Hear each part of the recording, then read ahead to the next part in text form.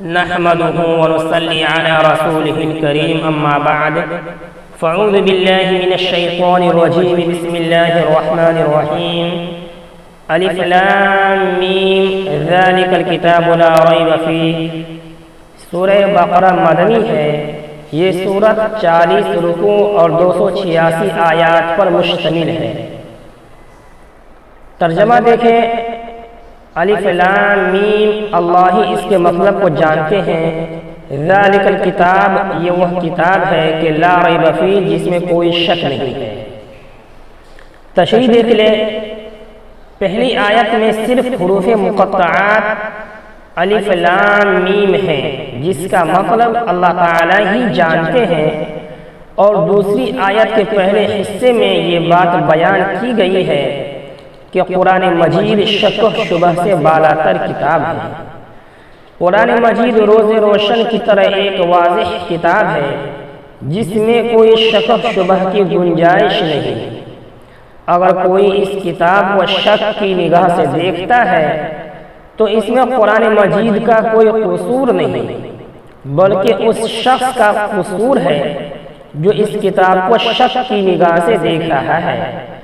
اگر کوئی شخص دن کے اجالے میں نیلے آسمان کے نیچے کھڑے ہو کر یہ دعویٰ کرنے لگ جائے کہ یہ رات ہے دن نہیں، تو اس میں سورج کا کیا قصور ہے؟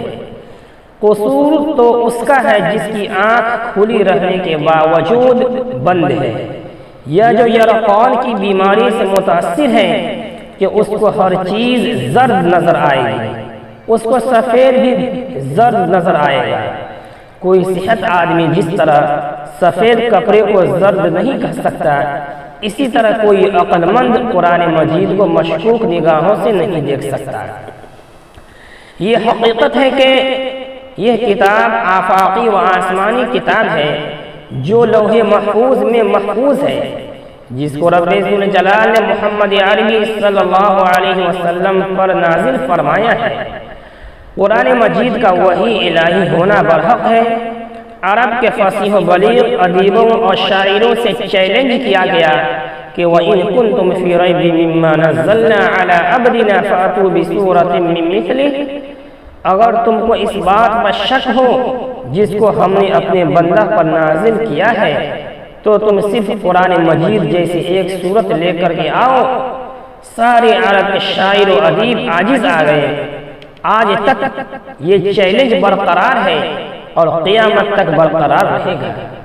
یہ قرآن مجید 23 سال کے عرصہ میں تھوڑا تھوڑا کر کے نازل ہوتا رہا۔ ہجرت سے پہلے اور ہجرت کے بعد مکی اور مدنی دور میں یہ قرآن مجید نازل ہوا، جو 30 پاروں اور 114 سورتوں پر مشتمل ہے، جس کا ہر مضمون برحق اور اس کا ہر لفظ سچائی پر مبنی ہے۔ قرآن مجید خود ایک عالم ہے۔ اس عالم قدس کے اندر نہ کسی شک کا گزر ہو سکتا ہے اور نہ ہی کوئی تردد کا۔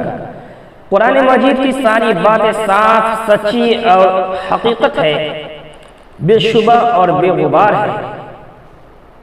اللہ تعالی ہمیں اس کتاب الہی پر ایمان رکھتے ہوئے زندگی بسر کرنے کی توفیق بخشیں، اور ہمارا خاتمہ اس حالت میں ہو کہ اس کے برحق ہونے کا دل میں یقین ہو، اس کی آیات ہماری زبان پر ہو، اس کا پیغام ہمارے ذہنوں میں پیوست ہو، اور یہ قرآن مجید محشر میں ہمارے شفاعتی و حمایتی بنے۔ آمین یا رب العالمین۔